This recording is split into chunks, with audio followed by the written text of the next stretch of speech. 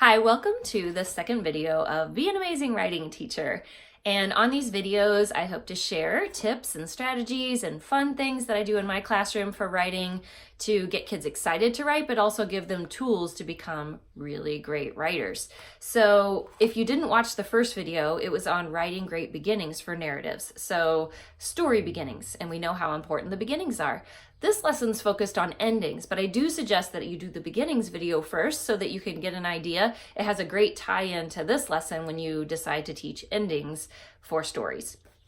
So much like in the first video, I will talk to my kids about how, we generated great beginning ideas by looking at just the beginnings of lots of different books.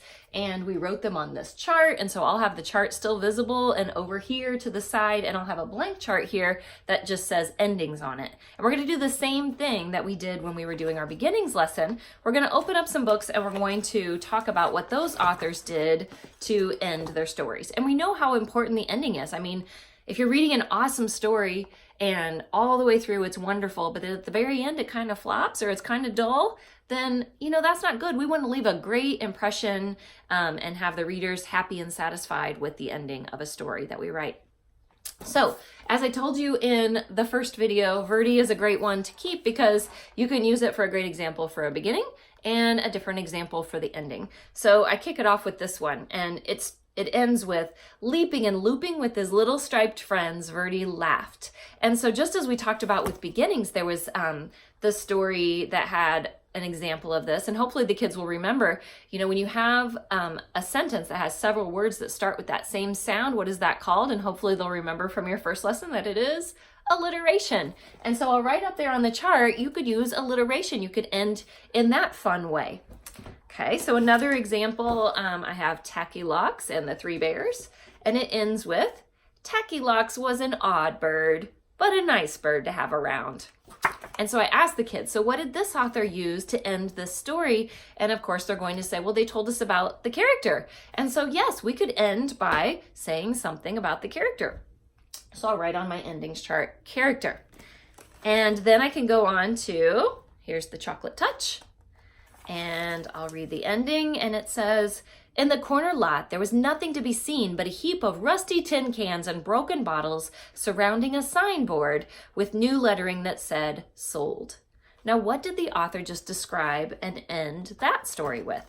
And then they'll tell us, setting. And so then I'm going to write setting up there. Now, usually by about this time, the kids are noticing that these three types of endings are also types of beginnings. And so someone will want to share, of course, well, wait a minute, so we could start a story using the same strategy that we could end a story. Yes, and they'll make that connection. And so then you get to have this conversation about, but wait a minute, so when we did Verdi, it began with a setting, but it ended with some alliteration. So an author can choose to use a different strategy to begin and end a story.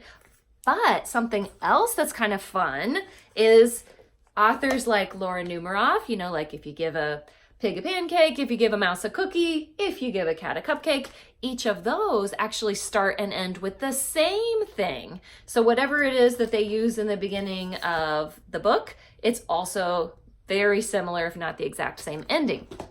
Another author example you can use is Jan Brett. So in this one, it's the story of the umbrella. And it begins with the drip, drip, drip in the umbrella and the froggy saying, hola!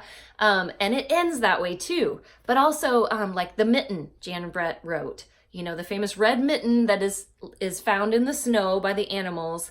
And then they all crawl in. And then by the end of the story, the mitten is there again in the snow, empty. It's stretched out, but it's still there in the snow. And so it began and ended with that same setting of the snow and the red mitten laying there. So that's called a full circle ending. And you talk to your kids about that and trying out that technique.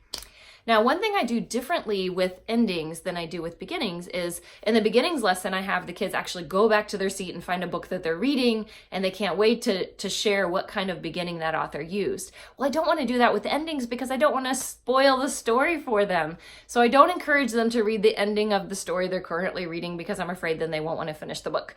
But instead, you could do something like this. I think this book is adorable, Duck and Goose. And so I read this story, but I stop in the middle.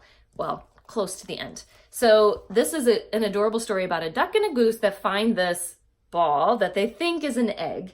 And they're just bound and determined that, duck thinks he wants to raise the duckling that comes out of it, and goose thinks he wants to raise what comes out of this egg. And so in the story, we're reading, they're arguing about who gets to be the mama for this egg.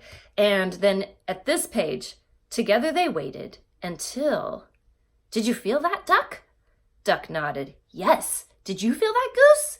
Goose nodded. It's time, goose, it's time, duck squawked. And then I stop. And then I have the kids try to come up with an ending. So they can use some of the strategies that are on the chart, and then they can craft their own ending for the story. And then after everyone has done that, then I read them the real ending, and some of them get to share their endings as well. So that's a way that you're not spoiling the ending of stories to be able to show lots of examples, and that's the way I practice it. And then you can also practice it by having stories that they've maybe done partly, like from the beginnings lesson, but once you've gone further than that and you're ready to do your ending lesson, you might have some stories that are further along that they can just now craft the ending using some of those strategies. And it's also fun to have them, take one of the beginnings that you did and do a full circle and see if you can end it the same way you started it. And that might give you an idea for the middle. And then when you're working on those mighty middles, you can talk about that, how you're going to fill in the middle. So those are just some ideas that I use when I'm writing endings for stories. I have different things that I use for endings for other types of writing, other genres. So hopefully we'll get those up at some point. But for now, like I've told you before, if you would like to subscribe and like this, that would be awesome. I'm hoping to do lots of these if there is enough interest. If not, then I'm not going to come out here in my writing cottage and video myself on my phone. So I'm hoping these are helpful, and if I see that they are, then I'll keep posting and keep sharing. So have a great day, and I hope that you'll share how it goes for you in your classroom.